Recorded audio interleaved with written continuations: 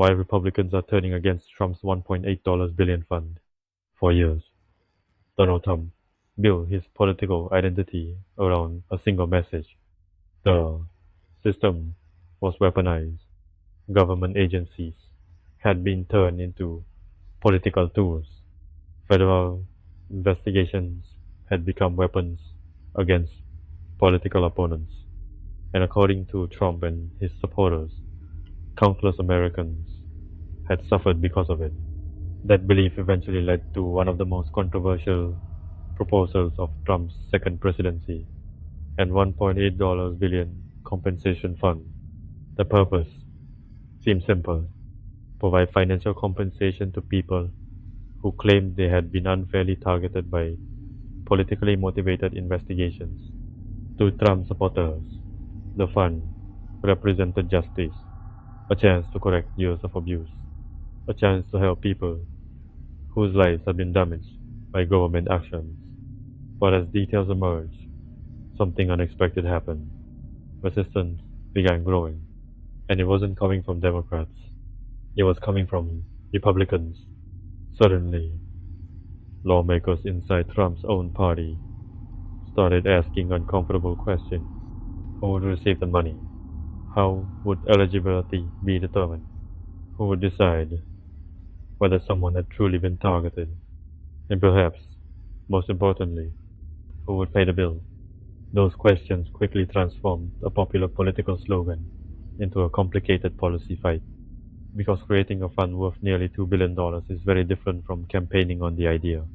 Supporters argue that victims deserve compensation. Critics argue that the rules were dangerously vague. Some lawmakers worried that the fund could become vulnerable to abuse. Others feared it could create the appearance of political favoritism. The situation became even more controversial when discussions emerged about potential recipients.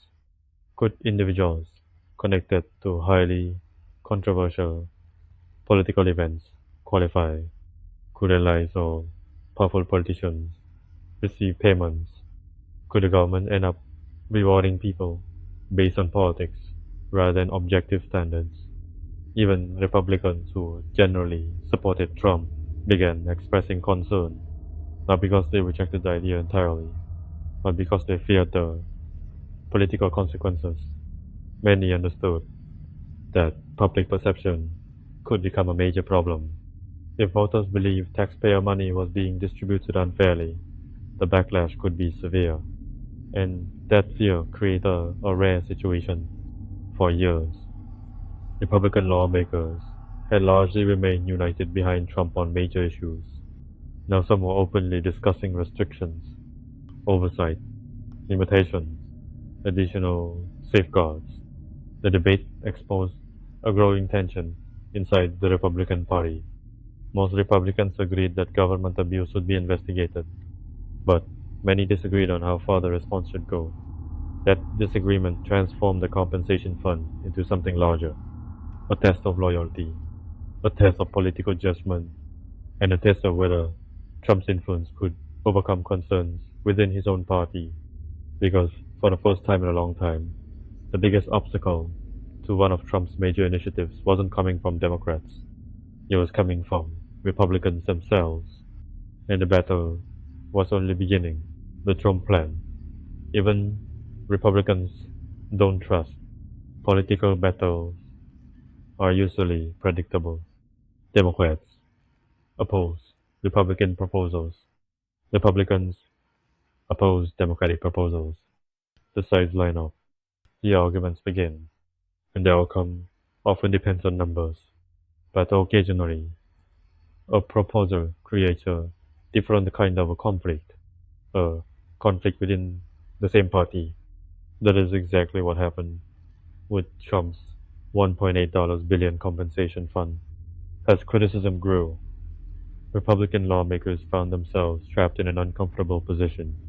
Most remained loyal to Trump. Many agree with his broader message about government overreach. Yet, they also understood the risk because the fund carried enormous political baggage. The central problem was trust, not trust in Trump personally, trust in the process. How would the government determine who deserved compensation? What evidence would be required? Who would review claims? And how could taxpayers be certain that decisions were being made fairly?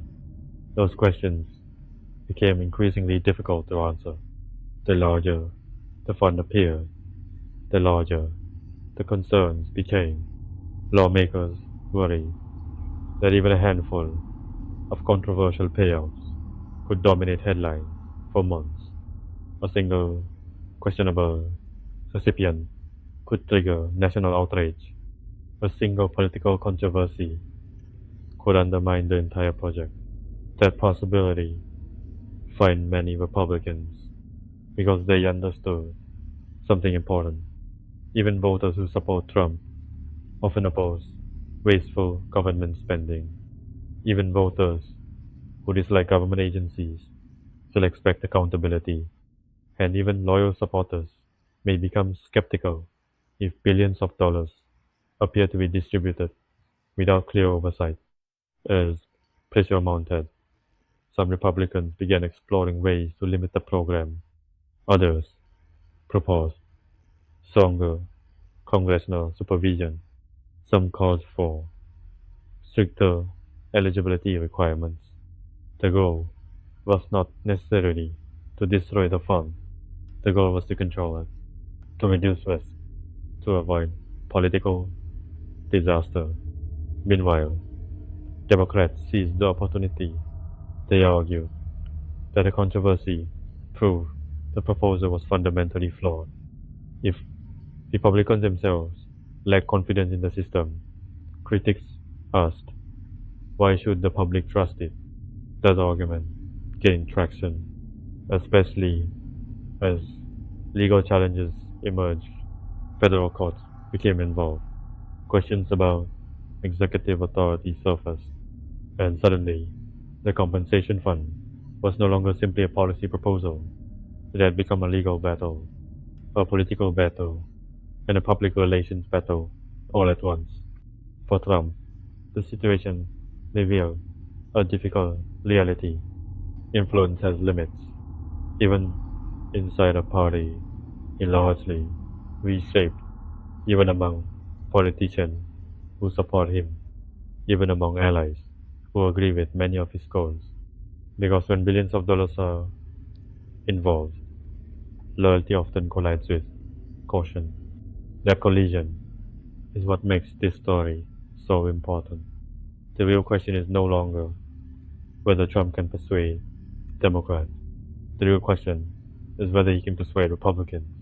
Because if a president struggles to unite his own party behind the signature proposal, the challenge becomes much larger than partisan politics.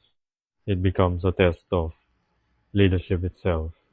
And that is why Trump's $1.8 billion fund may become one of the most revealing political battles of his presidency, not because Democrats oppose it, but because Republicans aren't sure they trust it either.